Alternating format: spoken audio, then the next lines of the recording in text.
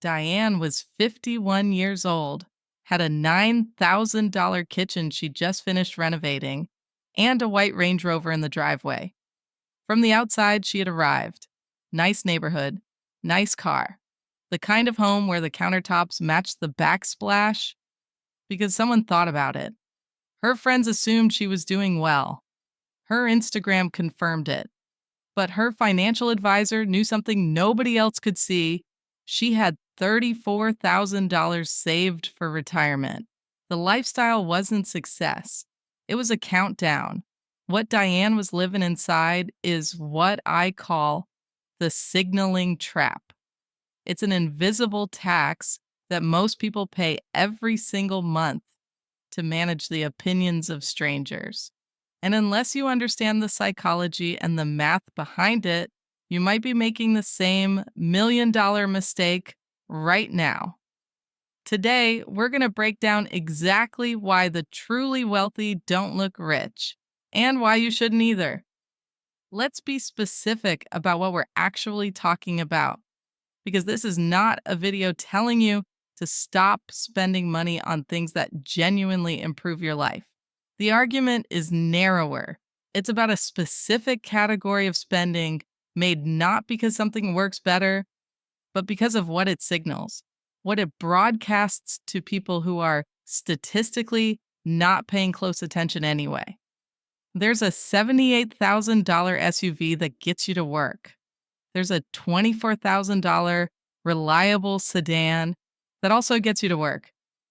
There's the restaurant chosen not because the food is 8 times better, but because the name communicates something. There's the neighborhood, the watch, the luggage brand visible at the airport. Economists have a term for this: conspicuous consumption. But you don't need the term. You've felt the pull. Here's what matters: that pull is not a character flaw. In 2016, researchers at Harvard and the University of Chicago published findings on costly signaling in consumer behavior.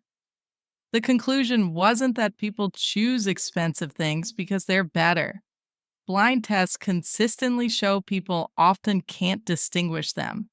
The finding was that people choose expensive things to manage how others perceive them.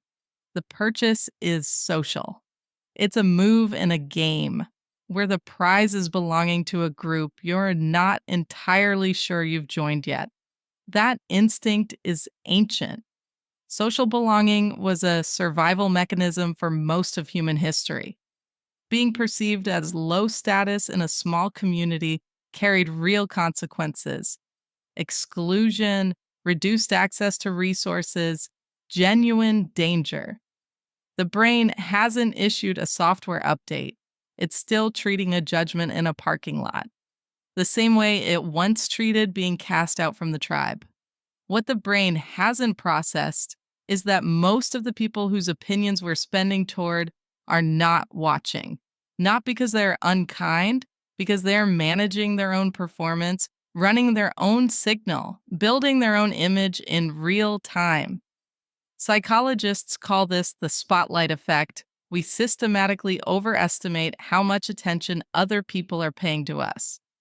In study after study, subjects guessed the room, noticed their outfit, their car, their mistake. The room didn't. The room was somewhere else. So here's what's actually happening. You have a brain insisting your status signals matter enormously to the people around you, and a reality in which those people are mostly thinking about themselves. The result is a tax, a monthly, automatic, invisible tax paid in the gap between what your life actually costs and what you spend to make it look a certain way. And that gap has a number. According to Bureau of Labor Statistics consumer expenditure data, the average American household spends somewhere between $12,000 and $16,000 a year above what functionally equivalent alternatives would cost, not total spending, the premium, the extra amount paid specifically to communicate something, to broadcast a life rather than build one. Diane's premium was around $1,340 a month. The Range Rover lease, the insurance on a new luxury vehicle, the restaurant tabs, the kitchen renovation financed at 18%, the subscriptions, the brand gaps on groceries. She hadn't calculated it that way. Nobody had asked her to. The system that profits from that gap has very little incentive to present the invoice clearly. 3 streets from Diane, in a house with a lawn that could use some work and shutters that had been the wrong color since 2009, lived a retired engineer named Paul. He drove a 2017 Subaru Outback, purchased used, paid in cash, 80,000 miles on it.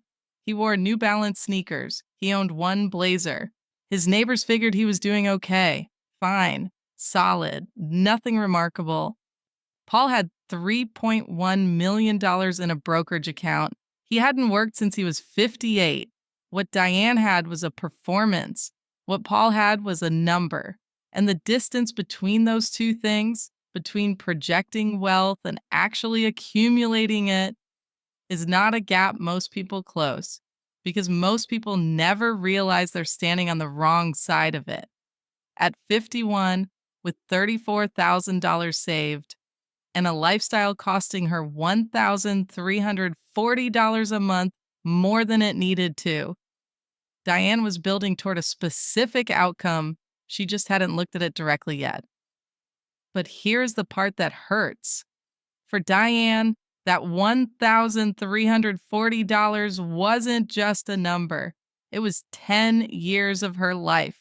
She was handing over a decade of her future freedom to a car dealership in exchange for a leather steering wheel that nobody else on the highway was even looking at. Her advisor made her look. $1,340 a month. Let's just hold that number for a second. At the S&P 500's historical average, 10% annually, not a guarantee, a 100-year average, $1,340 a month invested over 20 years becomes approximately $1.02 million. Over 30 years, it crosses $3 million, not from a raise, not from a side hustle, or a lucky stock pick. From the difference between the Range Rover lease and a paid-off used car, between the renovated kitchen on credit and the functional kitchen that already existed. I'll be honest with you, I've been there. I remember a time earlier in my career when I bought not because I needed it, but because I wanted to feel like I belonged in certain rooms. It's an uncomfortable thing to admit, but you can't fix a problem you're still pretending doesn't exist. I want to stop here for a second and ask you something directly. Pull up your last 3 months of bank statements, not in your head. Actually, pull them up. Now go category by category and ask yourself this one question for each line. If no one could ever see this purchase, would I still make it? Not whether you enjoy it, whether you'd choose it, if it were completely invisible to everyone you know. That's the filter. That's the test. The purchases that change when you apply it, those are your signal spending. That's your version of Diane's $1,340. Back to the math, because this is where it gets uncomfortable to ignore. Paul's annual expenses were modest, around $42,000 a year, living genuinely well, just not performing. Under standard financial independence math, you need 25 times your annual expenses invested to sustain your lifestyle indefinitely without touching the principal. Paul's number was $1.05 million. He crossed it at 58. He retired not because he made extraordinary money, but because his number was reachable and he was actually moving toward it. Diane's annual expenses were over $80,000 and climbing because interest compounds on the wrong side too. Her number was $2 million. And since almost nothing was going into the market, she wasn't moving toward $2 million. She was standing still while the number got farther away. Here's what Thomas Stanley found when he spent decades studying actual American millionaires, verified seven-figure net worths, not people who looked the part. The most common car brand among American millionaires was Toyota, then Ford, then Honda. The average millionaire drove a vehicle several years old. Only 5.7% had ever paid more than $1,000 for a suit. Most of them, if you met them at a neighborhood barbecue, you would not guess. That was not accidental. That was the strategy. And then consider this. Non-millionaires purchase 86% of all luxury cars sold in America. 86%. The gleaming lease in the office parking lot, the oversized truck with the chrome package. Overwhelmingly, those belong to people spending like wealthy people as a method of feeling like wealthy people, which is a method that mathematically prevents becoming wealthy people. Next time you're sitting at a red light, look at the gleaming SUV next to you. You're likely not looking at success. You're looking at a monthly payment. That is actively sabotaging success. You are looking at someone trading their retirement for a hood ornament. Warren Buffett, worth over $100 billion, lives in the same Omaha house he bought in 1958 for $31,500. This isn't a quirk of personality.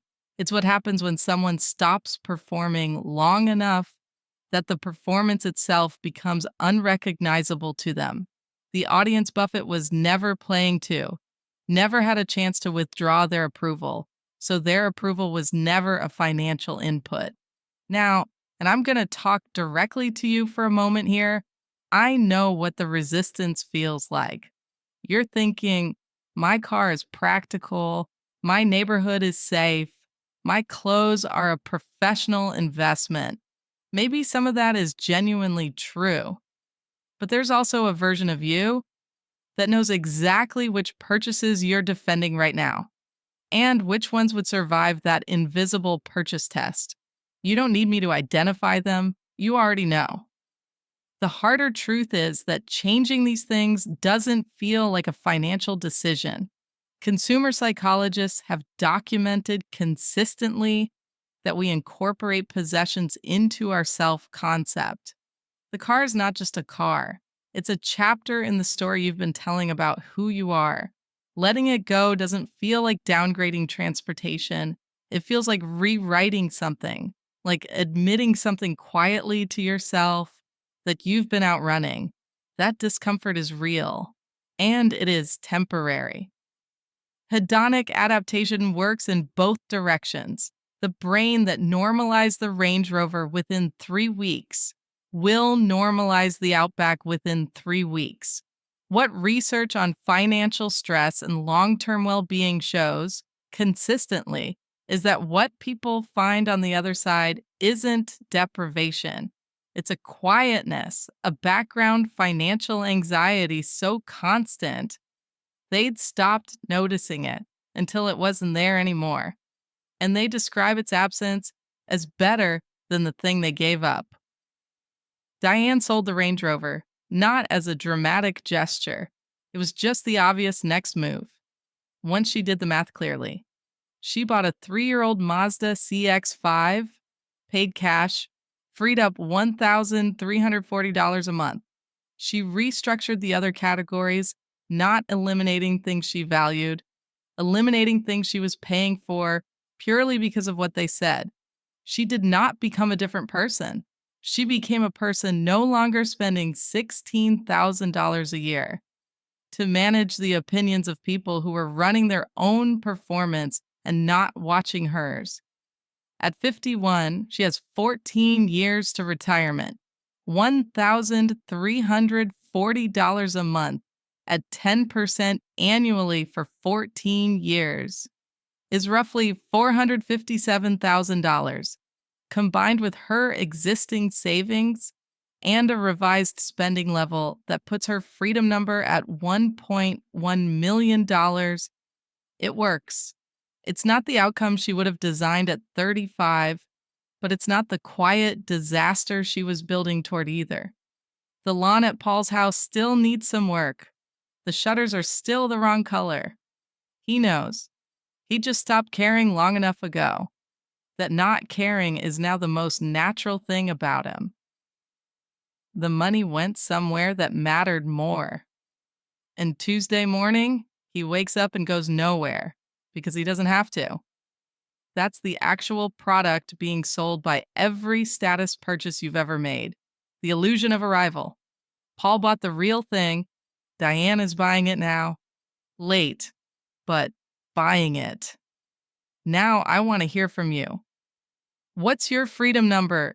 25 times your annual expenses. Drop it in the comments. You don't have to be precise. Even a rough number, written down in public, does something to the brain that keeping it abstract never will.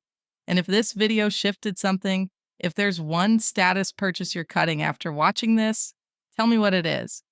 The car, the subscription, the neighborhood premium, the brand you've been paying for since you were 22. Name it. Because the moment you name it, you've already started